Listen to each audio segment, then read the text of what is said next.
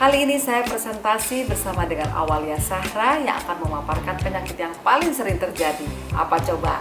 Yaitu kelainan pada kelenjar apokrin di daerah kelenjar keringat yang paling sering. Dan umumnya terjadi pada wanita, tapi pria pun bisa terjadi. Hidradenitis suppuratif atau dikenal sebagai acne inversa, ini adalah gangguan peradangan kronis multifaktorial pada folikel rambut di daerah intertriginosa dan anogenital tubuh. Ditandai dengan nodul subkutan yang berulang, dalam, nyeri, dapat saluran sinus, dan jaringan parut hipertrofik. Tempat utama peradangan ini bukanlah di kelenjar, melainkan di rambut terminal.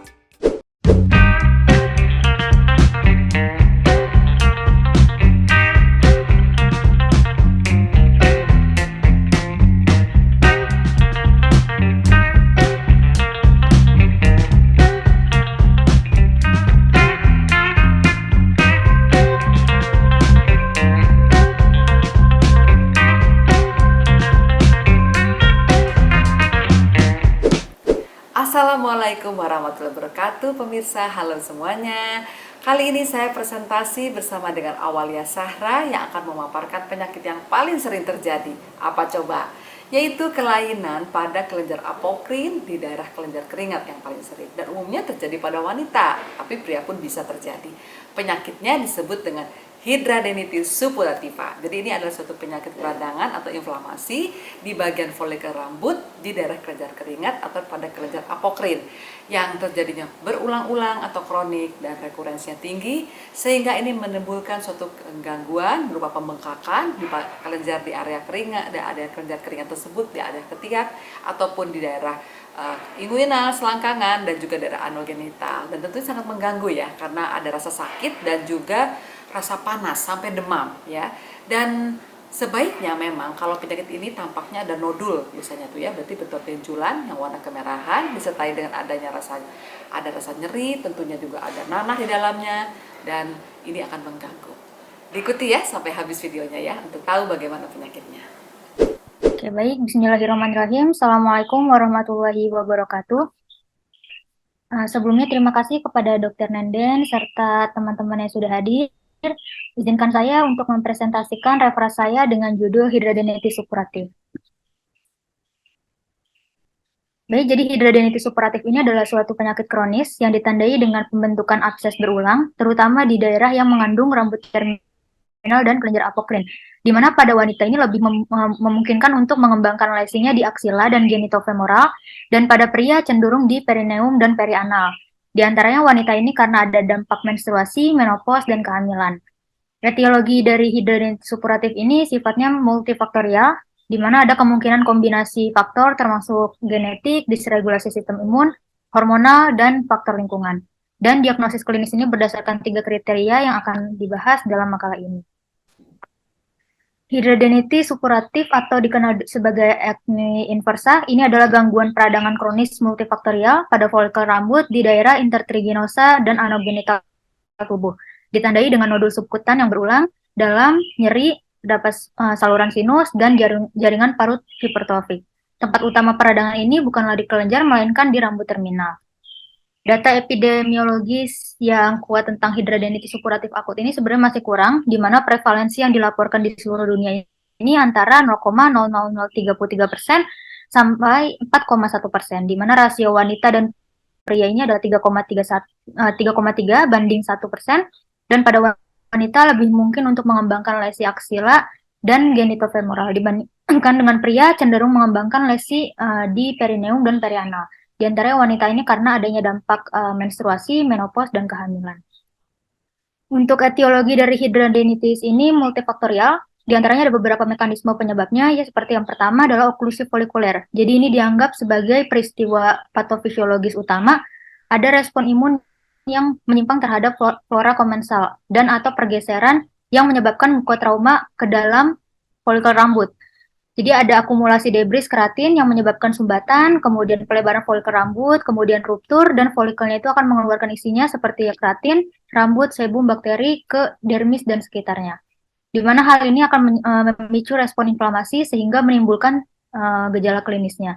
Yang kedua adalah genetik, di mana hidradenitis suppuratif ini bisa berkembang sporadis dan diturunkan di mana sepertiga dari pasien hidradenitis suppuratif ini dilaporkan ada riwayat keluarga pada penyakit ini.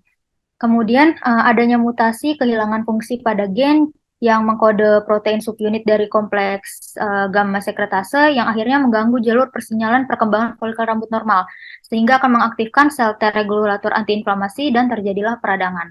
Kemudian yang ketiga ada struktur adnexa di mana hidradenitis suppuratif ini pernah dianggap berasal dari kelenjar apokrin. Di sisi lain, atrofi kelenjar sebaceus ini juga berperan dalam patogenesis penyakit. Sebelumnya timbul peradangan folikel limfositik dan hiperkeratosis infundibulum. Kemudian keempat ada merokok, di mana hidradenitis suppuratif ini tinggi di antara perokok daripada yang bukan perokok. Di mana nikotin ini diperkirakan memicu oklusi folikel dengan meningkatkan sekresi kelenjar keringat dan menginduksi hiperplasia infundibulum folikuler. Kemudian yang kelima, disregulasi sistem imun, di mana sitokin proinflamasi, tumor nekrosis faktor, ini secara nyata meningkat pada pasien hidradenitis suppuratif akut, di mana terjadinya peradangan yang lebih lanjut, mendorong diferensiasi sel T helper, dan terlibat dalam banyak penyakit autoimun.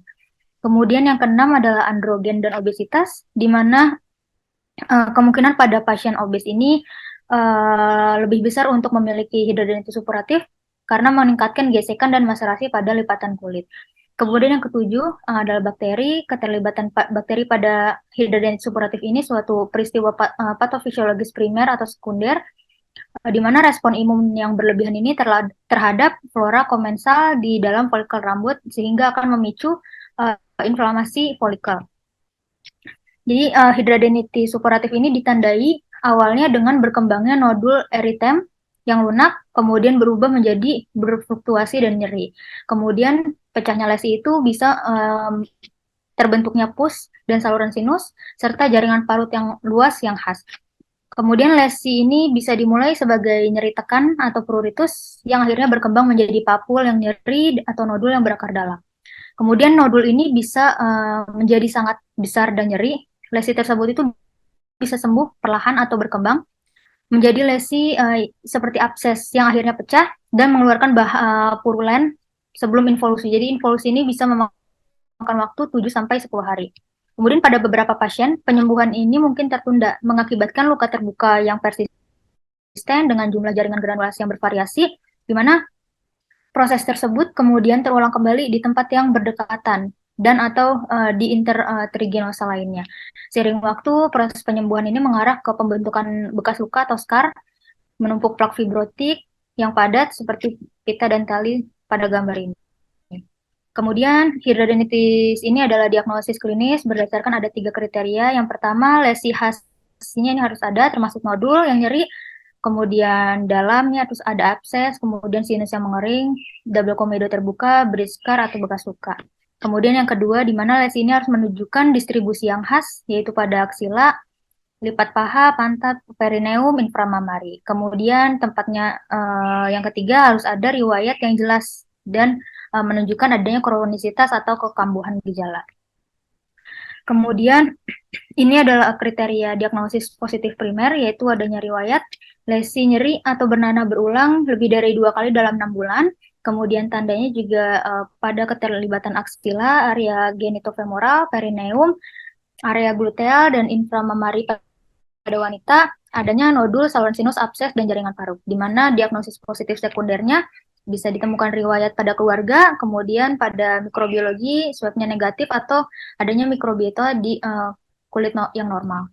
Kemudian untuk lesi khasnya atau lesi primer, biasanya ditemukan papul eritem yang nyeri, bisa lunak, kemudian diameternya kurang dari 1 cm. Kemudian nodul eritem yang nyeri atau lunak dengan diameternya lebih dari 1 cm. Kemudian dapat didapatkan abses yang nyeri atau lunak dan papul atau nodul yang meradang. Kemudian kontraktur dermal dan peninggian kulit seperti tali dan komedo ganda.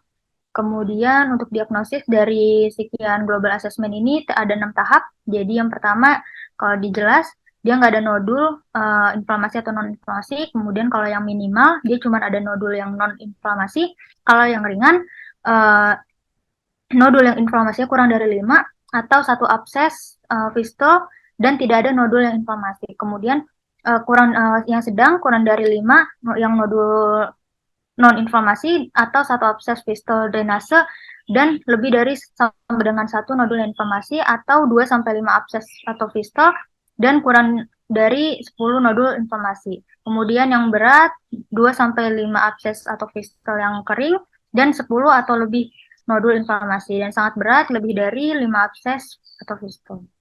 Kemudian ini tingkat keparahan dari penyakit, di mana sistem stadium Hurley ini adalah pendekatan yang paling banyak digunakan untuk menilai tingkat keparahan penyakitnya, di mana stadium 1 ditandai dengan abses berulang tanpa bekas luka atau saluran sinusnya, kemudian stadium 2 ditandai dengan abses berulang dengan jaringan parut dan sinus yang dipisahkan oleh kulit normal, dan stadium ketiga abses berulang dengan jaringan parut yang difus dan saluran sinus yang saling berhubungan dengan kulit minimal atau tanpa kulit normal di antara lesinya.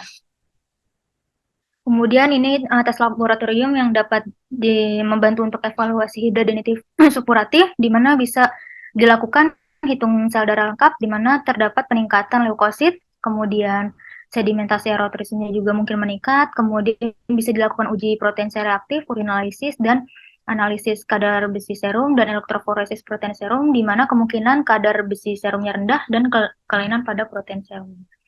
Ini adalah diagnosis banding. Untuk diagnosis banding pada lesi awalnya bisa didiagnosis banding dengan acne vulgaris, karbunkel, selulitis, dan lain-lain. Dan pada lesi akhir bisa didiagnosis banding dengan actinomycosis, anal fistule, dan lain-lain.